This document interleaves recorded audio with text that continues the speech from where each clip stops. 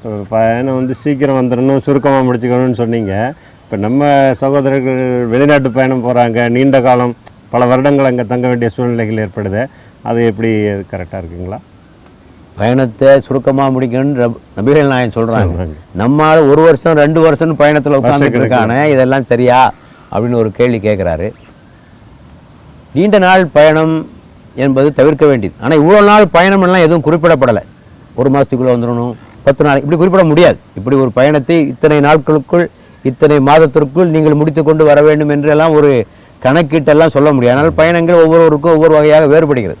ஒரு பொது விதி என்னவென்று சொன்னால், நீண்ட நாளைக்கு பயணத்தை நீடிக்காதீங்க. ஏனென்றால் இதில் என்னெல்லாம் பாதிக்கப்படுதுன்னு பாருங்கள். பயணத்தை நீண்ட நாட்களுக்கு நீங்கள் நீடித்தால் ஏற்படுகிற பாதிப்பு ஒன்று, உங்களுக்கு பயணத்தில் உள்ள சிரமம், அது ஒரு புறம். 2வது, உங்கள் குடும்பத்துக்கு என்னன்னு பாருங்கள், தாம்பத்திய உறவுகள் பாதிக்கப்படுகின்றன. தாம்பத்திய உறவுகள் எதுக்கே கல்யாணம் முடிச்ச நீ? எதுக்கு கல்யாணம் முடிச்சு? கல்யாணம் முடிச்சு 2 வருஷம் 3 வருஷம் பிரிஞ்சிருக்கிறதுக்கு கல்யாணம் முடிச்சிருக்க நீ? அதாவது பிரம்மச்சரியாக இருந்து போயிடலாமே, எது கல்யாணம் முடிக்கணும் இல்லையா? ஆக தாம்பத்திய உறவு பாதிக்கப்பட்டால் என்னவாகும்? இயற்கையை எதிர்த்து மனிதன் போராட முடியாது. இயற்கையை எதிர்த்து மனிதன் போராட முடியாது. ஒன்றே ஒழுக்கத்தை இழப்பான், இல்லாவிட்டால் மன அமைதியை இழப்பான். மனநோய் கூட வரலாம், மனநோய் வரலாம். அதுமாரி நிறைய நடந்துக்கிட்டு தான் இருக்கிறோம், பார்த்து கொண்டு தானே இருக்கிறோம். ஆகவே நீண்ட நாள் பிரிந்திருப்பது சரியல்ல. சரி, ஏதாவது ஒரு கணக்கு இருக்கா? இந்த கணக்கு இல்லை, ஆனால் சில குறிப்புகள் இருக்கு. அதான் சில குறிப்புகள் இருக்கு. உமர் ஹத்தாப் 2வது கலீஃபா அவர் ஆட்சி செய்த காலம். அவர் ஆட்சி செய்தது என்ன, ஏதோ குறுநில மன்னர் என்று எண்ணி விடாதீர்கள். அவர் அலெக்சாண்டர் பெற்ற வெற்றிகளை விட சீசர், மாவீரர் சீசர் ஆண்ட பகுதியோட பெரிய பகுதியை ஆட்சி புரிந்தவர்.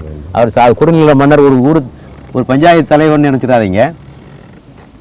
அவருக்கு ஒரு பழக்கம், நகர்வலம் செல்வது. இரவிலே நகர்வலம் செல்வது அவருடைய பழக்கம். அப்படி போகிற போது ஒரு வீட்டில் சத்தம் கேட்குது, அழுகை சத்தம், பாட்டு சத்தம் எல்லாம் கேட்குது. அகால நேரத்தில், இரவில் நேரத்திலே கேட்குது.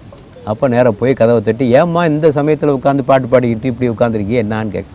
இப்போ அந்த அம்மா சொன்னாங்க, எங்கள் கணவன் உங்கள் இராணுவத்தில் தான் வேலை செய்கிறாரு, போய் பல மாதங்கள் ஆயிற்று, அந்த பிரிவை என்னால் தாங்க முடியல, அதை மறக்கவும் தான் நான் இவ்வாறு செய்து கொண்டிருக்கிறேன் என்று அந்த அம்மையார் சொல்ல, கலீஃபா அவர்கள் தனது இடத்திற்கு சென்று தனது மனைவி இடத்திலே கலந்து, மார்க்க அறிஞரிடத்திலே கலந்து எவ்வளோ நாள் பிரிஞ்சிருக்கலாம் என்று யோசித்து கடைசியாக ஒரு சட்டத்தை போட்டார்கள், உத்தரவை பிறப்பித்தார்கள். 4 மாதங்களுக்கு அதிகமாக எந்த இராணுவ சிப்பாயும் தனது குடும்பத்தை பிரிந்திருக்க கூடாது. சுழற்சி முறையை கொண்டு வந்தார்கள். இராணுவத்திலே சுழற்சி முறை இந்த காலத்துல கூட இல்லை, இந்த காலத்துல இல்லை. அதனால அதை நியாயப்படுத்திக்கிறாங்க. தங்கி இருக்கிறதுக்கு அவர்களுக்கு விபச்சாரிகளை சப்ளை பண்ணுகிறார்கள். யார்? ராணுவ வீரர்களுக்கு விபச்சாரிகளை சப்ளை செய்கிறாங்க. அவங்க நீண்ட நாள் வெளியில இருக்காங்க அப்படின்னு அதை நியாயப்படுத்துறாங்க. ஆக இஸ்லாம் மனிதனுடைய இயற்கை உணர்வுகளை மதிக்கின்ற ஒரு மார்க்கம் இது. ஏனென்றால் அத்தீன், அதாவது யுஸ்ரன், இஸ்லாம் என்பது எளிதானது இல்லையா? தீனுல் ஃபித்ர், இது ஒரு இயற்கை மார்க்கம். ஆக இயற்கைக்கு எதிரான எந்த விஷயங்களையும் இஸ்லாம் செய்யாது. இன்னொரு குறிப்பு இருக்கு, 4 மாதங்கிறதுக்கு ஒரு குறிப்பு இருக்கு. அரபுக்களிடத்தில் அந்த காலத்தில் ஒரு பழக்கம் இருந்தது, நான் உன்னோடு உறவு கொள்வதில்லை என்று மனைவிடத்திலே சத்தியம் செய்வான். உன்னோடு நான் உறவு கொள்ள மாட்டேன், அதுக்கு பேர் ஈலா, ஈலான்னு சொல்றது. ஈலா அந்த சட்டம் சொல்லிட்டு மாச கணக்காக ஆண்டு கணக்கில் சேரவே மாட்டான். ஏதோ ஒரு காரணத்துக்கு மனைவியின் மீது ஒரு கோபத்தை ஏற்படுத்தி வந்து சொல்றது, நான் உன்னோட சேர மாட்டேன் போ அப்படிங்கிறது. இஸ்லாம் இதனை மாற்றி அமைத்தது. குர்ஆன் வசனம் இறங்கியது, தனது மனைவியரோடு உறவு கொள்வதில்லை என்று சத்தியம் செய்து கொள்பவருக்கு 4 மாத தவணை உண்டு. அவ்வளவுதான். அதிகபட்சமா எவ்வளவு போகலாம்? 4 மாசம் தான். அதுக்கு மேல போனா அந்த அம்மாவை விவாகரத்து கோருவதற்கு அந்த அம்மாவுக்கு உரிமை உண்டு. குர்ஆன் வசனம் இருக்கு. இதுல ஒரு குறிப்பு கிடைக்கும் நமக்கு. ஆக ஒரு பெண்ணாலோ ஒரு ஆணாலோ அதிகபட்சமாக 4 மாத பிரிவைத்தான் தாங்கிக் கொள்ள முடியும் என்பதற்கான ஒரு குறிப்பு நமக்கு கிடைக்கிறது. ஆகவே நீண்ட நாள் பிரிந்திருப்பது தாம்பத்திய உறவை பாதிக்கிறது. 2வது, குழந்தை வளர்ப்பு, பராமரிப்பு, கண்காணிப்பு, இதெல்லாம் பாதிக்குது இல்லையா? எப்படி கவனி, ஒரு தந்தை இவ்வளோ நாள் பிரிஞ்சிருந்தா அந்த குழந்தைகளை படிப்பை அவர் கண்காணிக்கிறது. தாயால் ஓரளவுக்கு செய்ய முடியும். தாய் தான் அன்பை ஊட்ட முடியும், கண்டிப்பை யார் தர முடியும்? தந்தை தான் தர முடியும். அது மனித இயற்கை. எவ்வளவுதான் ஒரு தாய் கண்டிப்பை செலுத்தினாலும் ஒரு தந்தையினுடைய கண்டிப்புக்கு அது ஈடாக முடியாது. ஆகவே குழந்தை வளர்ப்பும் இதன் மூலமாக பாதிக்கப்படுகிறது. 3வது, வியாபாரம் பாதிக்குது.